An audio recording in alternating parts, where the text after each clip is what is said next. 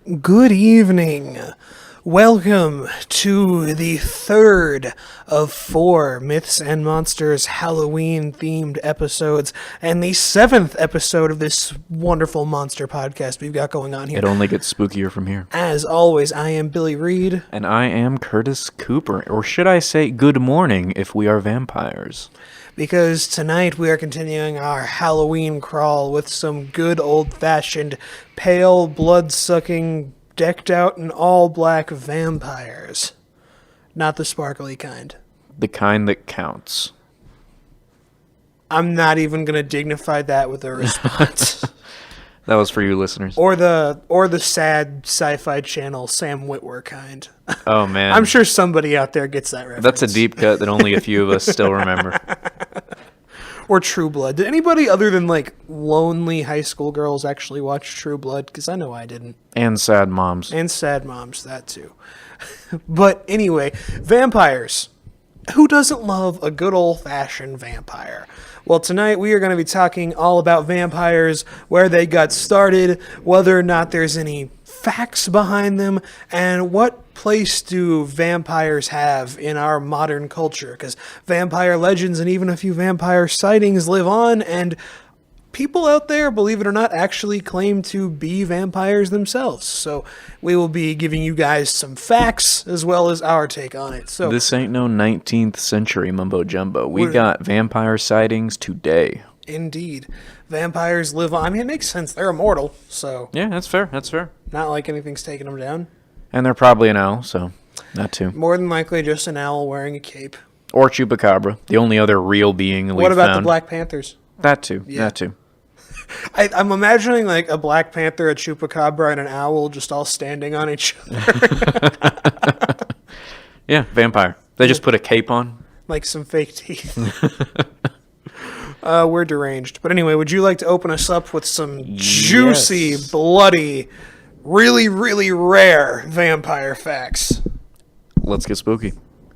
So let's first define what we're talking about when we're talking about vampires, because today in our culture we have a lot of different kinds of vampires and a lot of different meanings behind that. So when we talk about vampires and vampire mythology, we're talking about evil beings, right?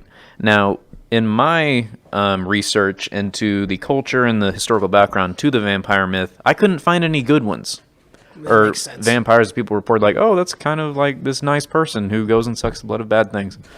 Kind of like how we found good examples of black cat mythology. None of that going on with vampires. So we are talking about evil beings who search for humans to feed upon at night. Specifically their blood.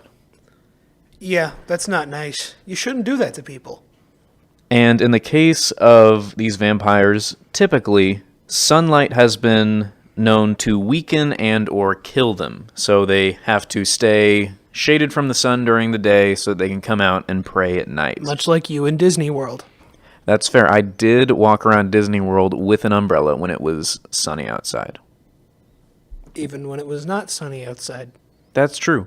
Myths and Monsters resident vampire, that's me. Mm-hmm. I'm somehow paler than you all are imagining, by the way. Help me. So, okay. He's kept me chained to the radiator for months. I only have 8 ounces of blood left. That's not a lot of blood. You should probably see a doctor. You won't let me. So, some vampires have been reported to morph into animals, such as bats or wolves, which is pretty standard vampire fare.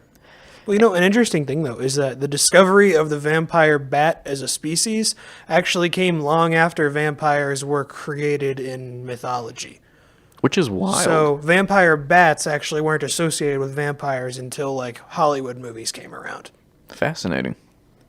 So, many vampires have super strength in myths. They have a hypnotic effect on their victims, almost like this seductive aura that they put out to ensnare their victims.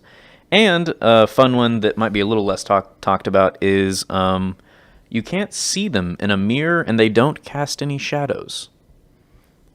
Well, where the mirror thing got its start is way back in the Middle Ages, mirrors actually used to be made with a layer of silver in the back that would create that kind of reflective appearance. And silver I don't know how that got started, but silver is just kind of known as like a repellent or a kryptonite for evil things. So predominantly vampires and werewolves, more so werewolves, but that's next week. So Oh, we will get there. And another fun one I'll add in there is that vampires frequently have to be invited into a household in order to, I guess, vamp. So, okay, let's talk about the cultural background / historical I origin mean, for some the vampire invitation myth. thing, that's very polite. Yeah, I mean, For creatures of pure evil that want to suck the very life out of you, I mean, like, if you can get to your home, they're not going to, or like, what's the criteria for that? Would you be okay, like, hiding out in your car? Could they come into your car without an invitation? I don't know what the car rules are. Like, could you just go into, like, a Walmart or something? Could they go into a store without being invited? Maybe they do their research ahead of time and find out if it's publicly owned or privately owned land. Can they go into their own house without being in? Like, if they have a roommate, right? So, like, if a vampire has a human roommate, could they go into their own house without being invited, or would the roommate have to invite them in? You know, as an actual vampire, I don't know the answer to that question. There you have it, folks. Inconclusive. I give it a 50%. So let's talk about Vlad Dracula. Ooh. And he's definitely the most well-known real person that's attached to vampirism. And he was known as Vlad the Impaler. And he was born in Transylvania, Romania in the 15th century. Long time ago. And he later ruled a territory named Wallachia in Romania from 1456 to 1462, intermittently. He was kind of an on-again, off-again ruler. And he was viewed by many as a just but incredibly cruel ruler. So apparently his public policy wasn't too bad, but he had a little bit of a nasty streak. And he also bravely fought off the Ottoman Empire from invading his land. He earned his nickname, Vlad the Impaler, from his favorite method of killing his victims, impaling them on wooded stakes. Stakes, huh? You all might have heard that from, I don't know, vampires being weak to stakes. Maybe that's how that started out. That always seemed like a weird weakness for vampires, because, like, a wooden stake to the heart, who wouldn't that kill? Yeah, exactly. Yeah. If I wanted to kill anybody, that'd be a pretty solid method. Yeah, so it's interesting how that probably started from a vampire kind of inflicting that on people as opposed to being killed by that. So now that was all like fairly true, like fairly like agreed upon historical context for Vlad the Impaler. Now let's get into the legends. And legend in that local area stated that Dracula enjoyed eating while in the company of his dying enemies. Now specifically, it was reported that he even dipped his bread in their blood. So that's probably where that whole blood-sucking thing came from. Dude got no chill. Yeah, that's a savage way to deal with your enemies. Now, many believe that the Bram Stoker version of Dracula in the hit novel Dracula was inspired by Vlad the Impaler, but this has been disputed by renowned Dracula, that is the book expert Elizabeth Miller, who said this was not the case. So take that for what you will. It was probably inspired by that, you got to think, right, Billy? Yeah, most likely. Probably mix of... Yeah. It was... You got to think he at least got the name At from the that. very least, it probably got the ball rolling, and Yeah. then he just started adding more stuff from there. Because, like, the historical Dracula and the character we call Dracula in pop culture are two very different wildly people. different. So, One was kind of this crazy dictator who spiked people, and another one's just a literal vampire. yeah. Who's just this lonely, refined, sad boy who hangs out in his castle and just wants to lure in ladies to turn them into vampires. Yep. So let's talk about vampires in the Middle Ages, later in the Middle Ages, from the original Vlad Dracula. So there was a lot of superstition of vampires that thrived during this time. And a huge reason for this was the plague. Now, many people who died from the plague were seen having blood coming out of their mouth when they were dying, Pretty grisly. and after they were dead. And this led people to theorize that they had, drunk someone's blood or something like that, or drank someone's blood. That's grammatically correct. And many with uncommon physical or mental diseases were also labeled as vampires. So this is very similar to like witches and witch hunts and stuff like that. And a lot of people that might have been called vampires were those who suffered from porphyria, which we will later discuss in our modern section. Now, when a suspected vampire died in the Middle Ages, their bodies were often mutilated to be sure they stayed dead. And this led to kind of the modern myths of how to kill vampires, because when people would die from the plague, a lot of people would stake them in the heart or decapitate them, and that's how we got the ways to kill vampires in the modern day.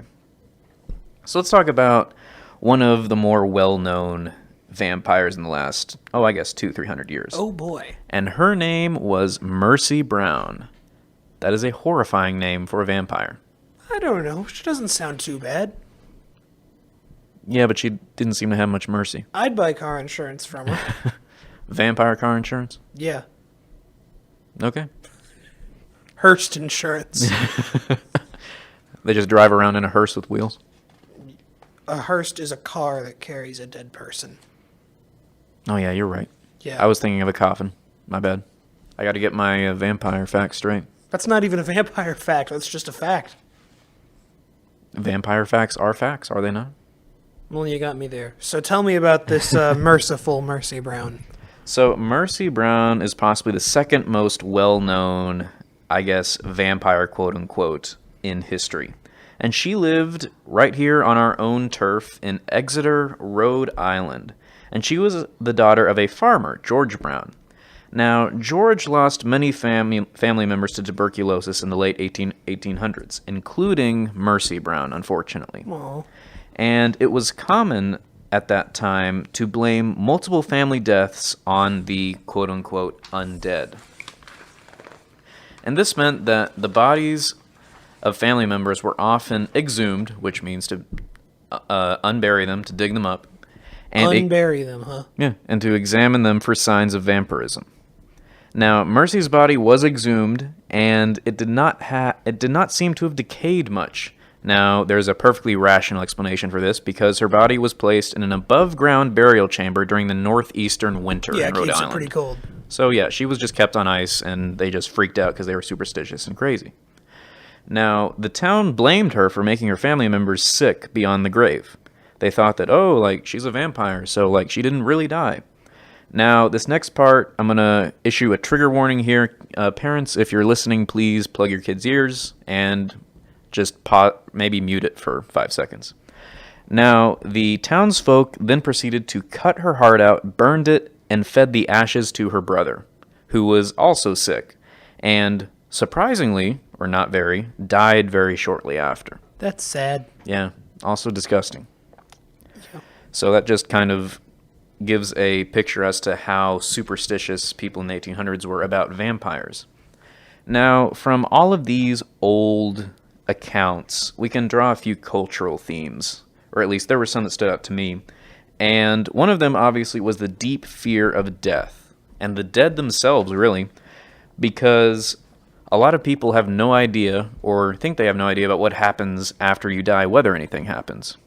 Now, I did find it interesting that every, at least, location that these vampire issues seem to occur in were in Christian, or at least predominantly Christian countries. Now, the Christians have a very unique belief about the dead, and that there is an afterlife, whether it's good or bad, and that people go to it, which is interesting to me because they also were the territories that had the biggest vampire witch hunts, I guess you could say. Yeah. So that's kind of weird. And in terms of Vlad Dracula himself, from what I could glean about the story, is he was a cruel leader, so this inspired most likely his own people to spread rumors about him, because he literally put his enemies on pikes in his own territory, I guess you could say. So even if you're on this guy's side, it would be a little unsettling. Yeah. And in terms of the Middle Ages, superstition was weaponized by those in power and used as a crutch by those who didn't have power. Now, due to a lack in, I guess. Oh, I have no idea what I just wrote there, Billy. I have no idea. All right, let me see. Where is it? So basically, Work with us here, listeners. Point to it. oh, okay. So I got it. I know what I was going to say. So due to a lack of knowledge about the plague, and due to a lack of doctor knowledge and medical knowledge, those in power had no clue what to do about the plague. So an easy out is to say, "Oh, blame it on the dead. Like they're obviously like messing with us from beyond the grave." So that was probably something that some political ruler brought up. That, oh yeah, I don't really know what to do about this, so I'm just going to blame the dead. And people who were on the receiving end of the plague needed some kind of outlet to blame this on. So they're like, oh, yep, my dead family member is definitely the one causing all of these horrible things to happen. And you can't help but compare and contrast this to, say, like the Salem witch trials or similar events in history. Mass hysteria, Yeah. witch hunts, that kind of thing. Absolutely. And an interesting key difference that I found was that the witch allegations were a way to attack the living, quote-unquote, others in society, the people who might not necessarily fit in, or that the church or leading people thought did not fit in. Yeah, just people that were deemed dangerous. Yeah. Whereas vampire allegations were largely used to blame the dead and to basically give, like, almost a safe scapegoat. Because, like, if you're blaming this on the dead, then, like, it's not like you're It's a hurting victimless anyone. crime, Yeah, basically. pretty much. So if we're talking about, like, the lesser of two evils, like, vampirism and, like, that superstition seem to harm less people than Yeah. the witch trials did. Save for the kid who had to drink his sister's ashes. Yeah, that's problematic, to say the least. And it ultimately comes down, in both cases, to a diffusion of responsibility for either natural processes in the case of death or man-made horrors, which is the unsanitary conditions that cause the plague. So yeah, that's the origins of vampire myths and some of the more well-known documented cases throughout history, but could there be a little more truth to it than that? Yeah, because all those stories are, like, not very credible. No, not very. But, you know, the world's a big place. There's a lot about this planet we don't know. As Shakespeare once said, I believe it was during Hamlet, it was, there are stranger things in heaven and earth. So, Shall we hop in You never know the what Myths could and be. Monsters time machine? let's hop in the Myths and Monsters time machine to get into some more modern accounts of vampires. So, in terms of modern vampire sightings, honestly, there's not a whole lot to go off of because, like, the whole idea of vampires, they are monsters that can pass for humans, you know?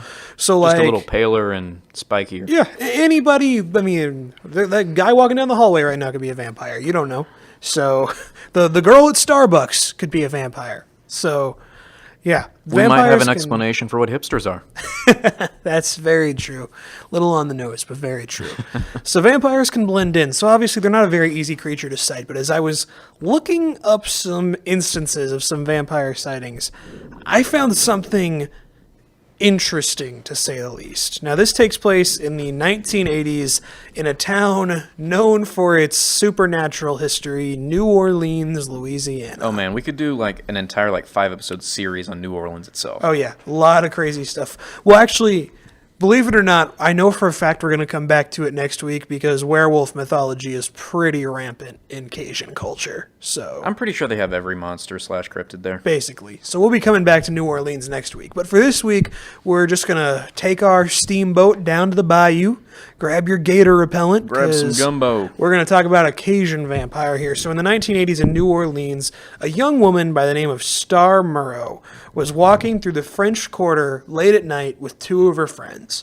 And as they were walking through a very old historical district in the French Quarter. I mean, the French Quarter in and of itself is kind of old and historical, but like, Yeah. you know, really old, like big old Gothic churches, that kind of thing.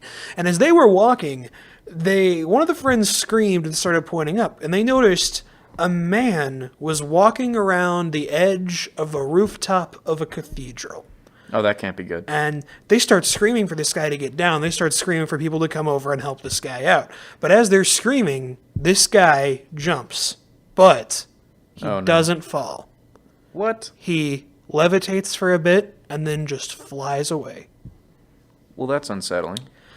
So obviously the three women were pretty badly in shock by this. So they decided to walk over to the cathedral to check it out, maybe get some kind of rational explanation for what just happened. And as they were standing there and looking up at the rooftop where that guy jumped, absolutely silently, they said they didn't hear anything. A guy walked up to them. They said they didn't even hear him coming. Which is another marker of vampires. You can't really hear them coming. So this guy was dressed in all black, very old-timey, Victorian-looking clothes. And they said he had long blonde hair and was very kind of pale-looking, but not like sickly. Just very, very white, we'll say. So anyway, this How guy... shiny was he, though? I mean, this was at night, so... I mean, I feel like they'd still be sparkly. Well, I don't know if he was shiny. They didn't specify if he was shiny. So I'm going to go with not a Twilight vampire. But anyway, this guy walked up to them, and he asked them if they believed in vampires. And Well, that's a very on-the-nose thing to say. as after they heard this, they were just kind of looking at him like, "What? What are you talking about, man?" And right when they heard that, they got distracted by the sound of a window breaking off in the distance, and all three of the women looked over really quick to see what that was. And when they turned back around, the dude was gone. Well, they travel in packs, first of all, because someone broke the window and someone walked up to him. And it was probably a different vampire who flew away. So at least in threes. So there were at least 3 vampires present in New Orleans that night, and they didn't seem to be up to no good. They probably just wanted to get some gumbo. So Yeah. They run on 2 things, blood and gumbo. maybe they wanted to get some tasty alligator blood. I don't know. Sure it tastes great? Swampy, probably. Everything in New Orleans tastes swampy. Fair. So yeah, that's a very unsettling report. So tell me, are there any vampires that are just like walking around today? I mean, maybe. I don't really know. Like, that's the whole thing about this story. From what they said, this guy, I mean, he was dressed in, like, all black Victorian garb and was super pale. But other than that, they said he looked like a totally normal dude. So, like I said, like, that's the thing about vampires that I think makes them harder to be a cryptid when compared to, like, Bigfoot or even werewolves to that degree. Is, like, vampires look human. Like, anybody could be a vampire, and we would just never know it, you know? Yeah. Like, that's like people always want to talk about the lizard men infiltrating our society. We need to talk about vampires here because these guys look just like us. So Yeah. I don't want to get too tinfoil hat crazy on you, but Maybe we'll talk about lizard men one day. maybe we won't. But anyway, so as I was researching vampires, though, speaking of vampires living among us, probably the most interesting thing regarding vampires that I happened to come across was the vampire subculture. Oh, we're going on a ride, ladies and gentlemen. Now, I dug deep into the bowels of the internet to research the vampire subculture. So I watched a lot of interviews, I read a lot of articles, and I just want to say we're not trying to pass judgment on anybody here. From what I found in my research, this vampire subculture, they seem to be a very close, like tight-knit community, and a lot of them seem like decent people. So we're not trying to pass any judgment here. That's not what we're about here at Myths and Monsters. Don't you agree? Absolutely. Like, as long as you're not hurting anybody. Yeah, exactly. So, as we're going to talk about here, it seems like a big, like, Niche. a big MO of the vampire subculture is consent when it comes to getting blood. So Well, that is good. That is we're positive. gonna I can applaud them on that. We'll talk about that in just a minute. But anyway, people in the vampire subculture are modern day people, just like you and me, who claim that they are vampires. All right. Now, according to them, vampires are not inhuman. Now, based on their own definition, they think vampires are just another subspecies or subsect of humans that simply require a different energy source. So they don't believe they have any like fancy teeth or like superpowers or anything? Well, we'll get to that, but not like the extreme. Gotcha. But they definitely believe that they have some different physical attributes. Okay. So supposedly in the vampire subculture, there are 2 types of vampires. There are sanguinarian vampires, which are vampires in the traditional sense. They drink blood, and they will usually, actually all the time, get their blood from a donor who is usually somebody they recruit, and they will pay them for access to their blood. And Oh, so it is human blood. yeah, it is human blood, but it's all about consent in terms of getting it. They won't just jump somebody on the street and start drinking your Well, blood. that's good at least. From what I read up on, sometimes they'll drink it straight out of the body, but other times they'll get it like an IV, you know? So I feel like that's a lot less gory, but I'm sorry, that just makes my skin crawl. I know we said we weren't going to judge anybody, but I don't do blood. I'm sorry. Yeah, I personally am not into that. Yeah, all you people in the vampire subculture out there, you have stronger stomachs than I do. But interesting thing about sanguinarian vampires, and the other type as well, they have been known to eat regular food. But according to them, now I can't say whether or not this is true, because obviously I'm not part of this culture, but they claim that they don't need regular food, and they only eat it because they like the taste. All right. So, To each their own, I guess. I hope they don't drop over dead from it. yeah. But anyway, the other type of vampire, this one is interesting to say the least, A little more creative. is the psychic vampire. Okay. Now, these guys aren't about drinking blood. They aren't about actually physically harming people in any way. These guys think that, well, they believe that they can get energy by simply siphoning a sort of like spiritual aura from other people that's produced by emotions. Okay. I mean, that kind of makes sense because, they say attitudes are contagious, right? Yeah. So I guess the whole idea of them is like they say they like to siphon like positive energy from people. So like, if someone's in a really like bubbly mood, I guess their whole idea is that they can somehow. Feed off of that. Yeah, exactly. So these people also commonly employ donors, like the blood drinking vampires. Emotion donors. But a more common tactic for these guys, since it's in theory would be a lot easier for them to feed than it would be for the blood drinkers. Sometimes they'll just go out into a public place and siphon energy from big energetic crowds. Now, is this like energy that can like be replaced, or once someone's energy is taken, like they're like weird the rest of their life? I mean, it's emotional energy from what they say, so I assume it can just be replaced. Okay. So I don't think it has any harmful effects on people, but I wouldn't really know. I don't have any real experience with vampires. So I've never had my energy taken, so I wouldn't know. yeah, From what I can tell. I don't really want to experience that. Yeah, that sounds unpleasant. But anyway, so in terms of physical attributes, now on the surface they may look like ordinary humans, but according to them, they have a couple of defining traits. So a lot of them claim to have heightened senses of sight, hearing, and smell. Okay. So, I mean, a lot of people have above average senses like that. So, Yeah. and a lot of them do claim to have above average strength as well. Not like pick up a car strong, but like, decently strong. A little stronger than usual. Yeah. Hard Now- to prove or disprove that. Yeah, it is. It really is. So, sunlight. So, none of these people will die from being out in the sun, but from a lot of the accounts I read firsthand of these individuals, most of them claim that they are super, super sensitive to sunlight, and that being out in the sun too long won't kill them, but it will lead to several unpleasant physical side effects such as migraines, severe stomach pain, body aches, and in some instances, seizures. So, I wonder if there's any medical condition for that. well, funny you should ask, but we'll get to that in a minute. So, the most important trait of being a vampire, especially if you're going to be one of the blood drinking kinds, you got to have fangs, all right?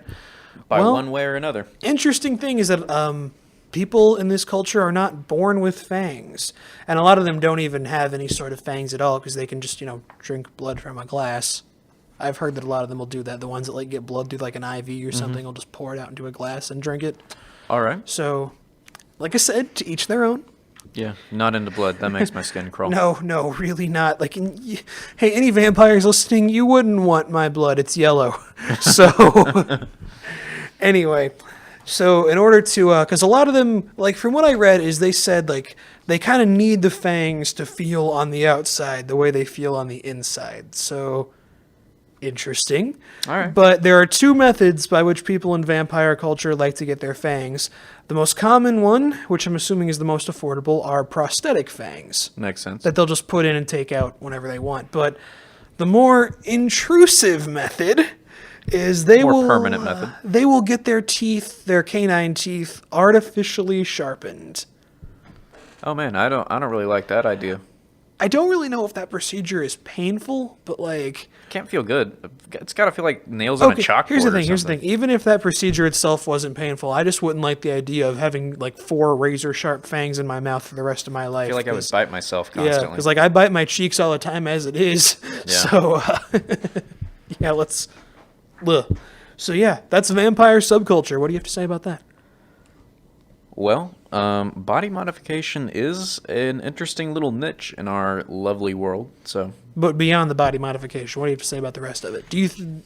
Well, I guess we'll save that for later. But what are your general takeaways from this? I would have to like actually talk to a person about this.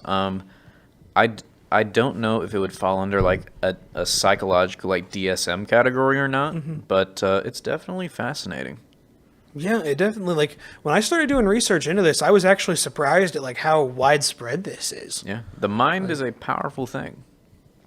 And a lot of it could come though from a place of just, wanting to belong and wanting to have your own social group. Yeah. So but hey, you know what? As long as these guys are out there having a good time and they're not hurting anybody who didn't agree to be hurt, I can't say I really have anything wrong with what they're doing. Yeah, I mean, it's not illegal, so no, I mean maybe drinking a large amount of blood might not be the best for your health. probably but not. As long as you're eating a good amount of regular food too, just stay safe, vampires. Stay safe. Stay safe, my friends.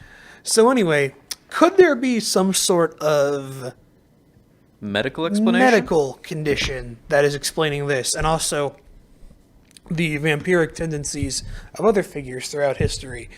Well, interestingly enough, you mentioned it earlier, but I came across a genetic disorder called porphyria. And several figures throughout history, such as Vlad the Impaler and even Genghis Khan, were believed to have had this illness. Fascinating. Now, porphyria is a genetic disorder, also known as vampire syndrome, Okay. that gives its victims many vampire-like traits per se. So the big thing, though, is that sufferers of porphyria are missing key enzymes which are involved in hemoglobin synthesis, meaning that their body can't produce hemoglobin, which is a chemical responsible for transporting oxygen throughout the bloodstream. And this has a couple of unpleasant physical side effects. This makes the skin look really pale and sickly. It'll make the teeth look a lot less healthy, which often results in them looking sharper and more fluorescent, so to speak. The way the blood flows to their body also creates a massive sensitivity to sunlight. Makes sense. Yeah, because the blood isn't properly getting into certain areas. So when they get out in the sun, they won't burn up, but they might experience migraines and stomach pain. So, interesting. And also, because the blood in their body isn't getting in all the places that it should be, sufferers of this condition will also sometimes report an urge to drink blood because they need it. Now, I have a question for you, Billy. Are there any modern like cases of this? Oh yeah, this happens, but I think it's mostly treatable through like regular blood transfusions. Yeah. So it's a very rare condition. Yeah, but I could it's definitely see that still, because genetic diseases are usually incredibly rare. yeah, but it's still possible to be born with this. So there are modern cases of this. Yeah, but it's treatable. Yeah. Well, that's fascinating. So, Shall- what say you? Do you have any final thoughts you'd like to share before we go through Well- some percentages? I think vampires are a very important part of world mythology. Absolutely. They represent a very interesting. They really are just a personification of the fear of death, Because vampires, in essence, are a creature that sucks the life force out of you. Like, blood. Everything has blood. All animals have blood. Blood is what we need to live. Like, blood is our life force. Yeah. So, just the idea of a creature that looks like us humans, walks like us, talks like us, but will suck out our life force. Just, It's a very like mortal, like base human fear to like have Yeah. like your life stolen from you like that. And also, I think the whole prospect of becoming a vampire would be an interesting moral dilemma, you know? Because the whole idea of being super strong and being able to live forever sounds pretty sweet, but knowing that to do that, you'd have to feed on the blood of humans for the rest of eternity. So, All right, Billy. that'd be an interesting would you rather. Well, then let's do it right now. Would you rather be a vampire or be just a regular man? I'm too squeamish to drink blood, so I'm okay with being normal. You? Oh man, that immortality thing is pretty sweet though. Yeah, but like, in a way, it could really suck, you know? Because you'd outlive everybody you know. Then you just find new people. Yeah, but then you just become an endless cycle of outliving anybody you got close to, you know? That's true, and without knowing any actual immortal people, I don't know if the trope of like immortality like cheapening life on this imperfect world is true or not. Yeah. So it's an interesting moral dilemma, but Maybe we'll I- do a full episode of Would You Rather Monster Editions here at Myths and Monsters sometime down the road. well, would you rather? Okay, we'll do an easy one right now. All right, give it to me. Would you rather take your chances with a traditional vampire in the traditional sense, Okay. or a chupacabra? In terms of like fighting it? Yeah. Oh man. Keep in mind, both of them can probably very easily overpower you.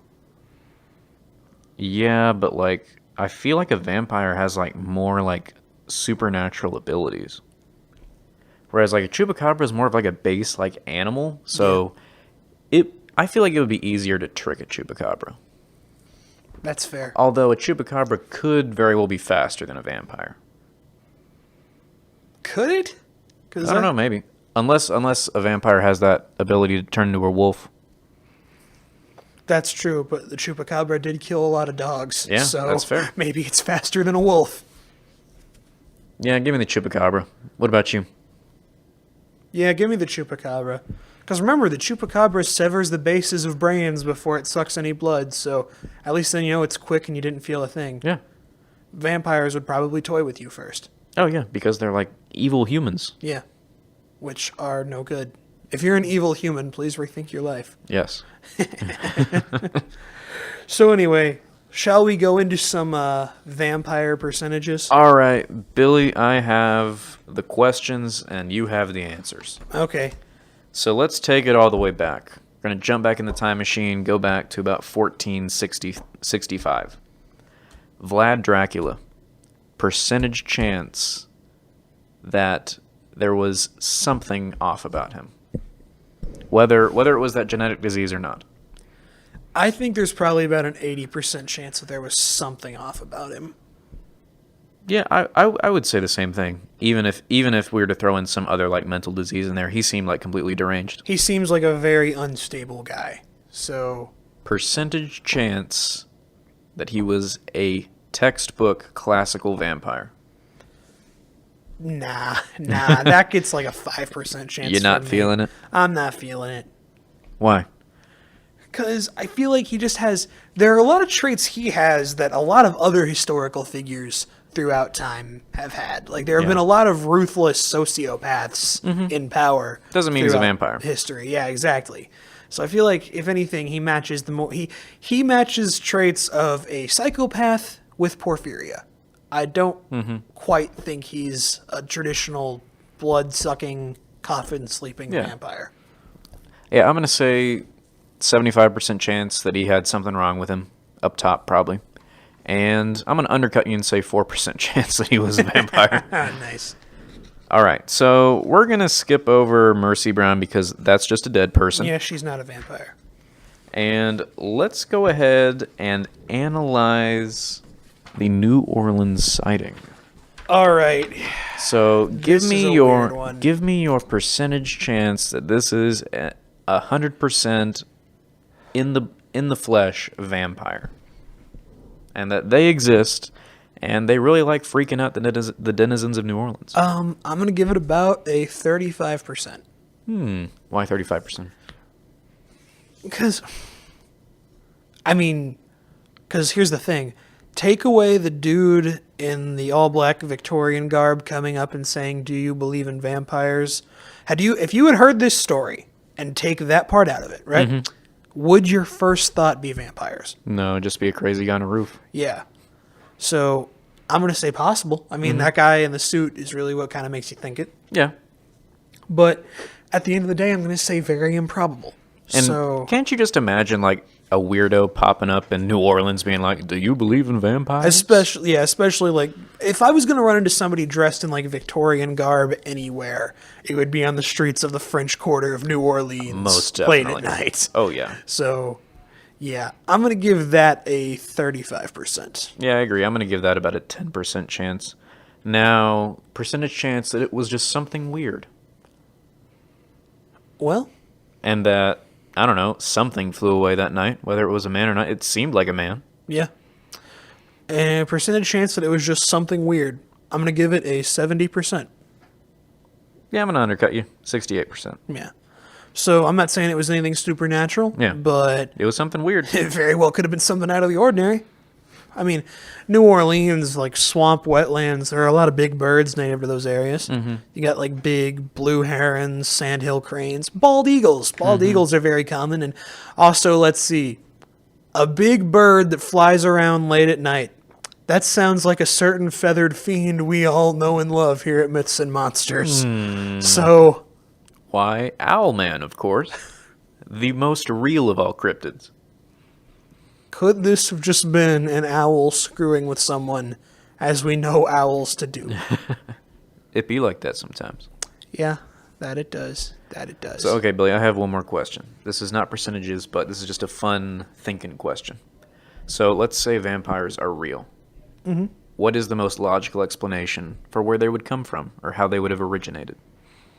Well, the most logical scientific explanation is I actually think the vampire subculture people they almost have it dead on the money. In that I think if vampires are real, I don't think there would be anything supernatural about them. Okay. I think they would probably just be a different species of human. Because, there aren't any humans or primates out there that live exclusively off of blood, but, it's not impossible that one could pop up and, maybe blood isn't all they feed on. Maybe they would just be a species of human that can live off of blood. So, So if we're talking about different subsets of different animals slash people splitting off on the adaptionary route, Yeah. what would be the advantage of a vampiric human in terms of would it survive in a specific environment better than others or what? well, okay, so let's just take the whole vampire thing into consideration. So, would it be nocturnal, adapted to dark areas, Yep. a lot more athletic, good senses of smell, hearing, and sight, and drinking off of blood? So, okay. Specifically human blood. Yeah, specifically human blood, but for our scenario, let's say they can live off of animals too. Okay. Well, I would say these would have to be humans. Okay. I've got a good speculative evolutionary Give it to scenario me. here. We're just doing this off the cuff, people. Okay. We're just freestyling. I think that if this is real, let's say these guys were cavemen Okay. who never left the cave. Because that's how bats evolved to be the way they are. Like vampire bats in particular, they live in caves and dark regions. And they just so- never left. Yeah. So, they would need good night vision. They would need a good sense of hearing and smell because they'd be adapted to the dark. They would need to live off of something like blood because down in they would probably and obviously they'd be very sensitive to sunlight because they'd spend most of their lives underground. Makes sense. So living off of blood would be easier for an organism that lives in a cave because there aren't a ton of organisms that live in caves. So it would be a lot easier for them to find a smaller or middleweight creature that wanders near the mouth of a cave, or being able to find something without straying too far from the cave and just drink its blood and be on their merry way. And it is very possible, especially if they were on the same track of evolution as humans and just split off at some point, that they would still have a human degree of intelligence as well. It would make sense. So I think if there was ever a creature that fit the description of vampires, they would have to have been cavemen, where the traditional cavemen, the more successful cavemen, became Homo sapiens. These guys never left the cave and became something else, but also something very similar. Interesting theory. And I don't really know how genes work. To be honest with you, I was a psych major, not a bio major. As was I. But if this subspecies of human existed, right, and say it intermarried with humans, could it not pass down some kind of genetic abnormality that could cause this, what was it called again? Porphyria. Porphyria. Oh, so you're insinuating that people with porphyria in our scenario would be hybrids, Yes, so to speak. because it's the most fun theory. I like it. I like it. Like the way you think here. That's not impossible. It's just the thing about nature is like, okay, humans and chimpanzees have more in common genetically than horses and donkeys do. And horses and donkeys can make babies, but humans and chimps can't. Yeah, it's weird. So these guys would have to be very, very genetically similar to us. Like, Oh, yeah. they would have to be our same genus because we're genus Homo. We're Homo sapiens. Yeah. These guys would have to be Homo something else. So in that way, it probably couldn't. They probably couldn't have ever fully branched off from humans because they would have to have kept like intermarrying with them to the point where they were still close enough to the same, I guess, branch. yeah, they'd still have to be genetically two separate species though, because like lions and tigers can breed, and lions and tigers are obviously different species. So yeah, I would have to say it would have to be a situation like that, but. On the other hand, though, lions and tigers, like, they're adapted for different environments and they look very different, but they still do pretty much the same Yeah, thing. the same exact thing. So, oh man, It's an interesting question. that's tough. Like, I almost want to say, since these guys would be so different from us, I don't know if they could breed with us. I don't know, because I'm trying to think of, like, hybrid animals don't happen very often in nature. And, like, okay, wait a second. Okay, I got it. I'm going to say there's like a 60-40 chance that they could breed with us, leaning slightly more towards that they couldn't. Because I just remembered polar bears and grizzly bears can breed. They can Okay, make babies. they're a little bit different. And, well, polar bears spend most of their lives in the water and on coastlines. Grizzly bears can swim, but they live most of their lives on land and in trees. Makes sense. Polar bears cannot climb at all. They're completely adapted to swim. So Do they have pretty similar diets though? Granted, I feel like polar not bears really, would only have 'cause- to have meat to eat. yeah, thing is grizzly bears live off of primarily berries, fish, and occasionally like a moose or a deer. Polar bears pretty much exclusively eat meat. Like 'Cause they have to. Yeah, they never touch vegetables at all. So That's a fairly yeah. salient So example I of this think then. if grizzly bears and polar bears can make babies, if these speculative vampires are real, there's a chance they could make babies with humans. But Well, there you go, listeners. We have successfully rationaled our way to vampires being man, real. that was fun. We Yeah. should do that more often. Maybe we'll tack on a segment at the end of every show, like, if they were real, how would they work? Maybe we'll do that. I kind of want to do that next week with the werewolves. we're gonna do it with werewolves. Don't you all worry. So man, that was actually really fun. Yeah. So, all right, I think that puts a nice stake through the heart of our vampires. yes. So, at the end of the day, I don't think we can properly tell you if vampires are real or not. No, I'd lean towards not though. I'd lean towards not, yeah, but oh hey, we never talked about this. We need, what do we think about the vampire subculture, guys? Oh, okay. Percentage chance. Let's just go percentage chance that the majority of them have this genetic condition. 75%. Same. Yeah. Yeah. Actually, push me up to 76. Push me up to 77. 78. 79. I can't go higher than that. I win. But Yep, Billy wins.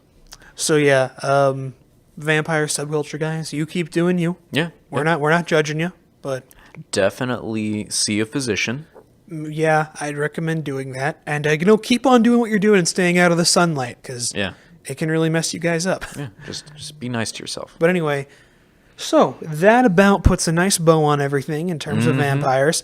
Thank you guys very much for listening to the third of 4 episodes of our Halloween crawl. Next week, we will have a show on the day before Halloween. And as we've mentioned before, to cap off our Halloween special, well, we'll be capping it off with a lovely silver bullet. We're going to be talking about some good old-fashioned, snarling, foaming at the mouth, howling werewolves. Tune in for Halloween Eve, y'all.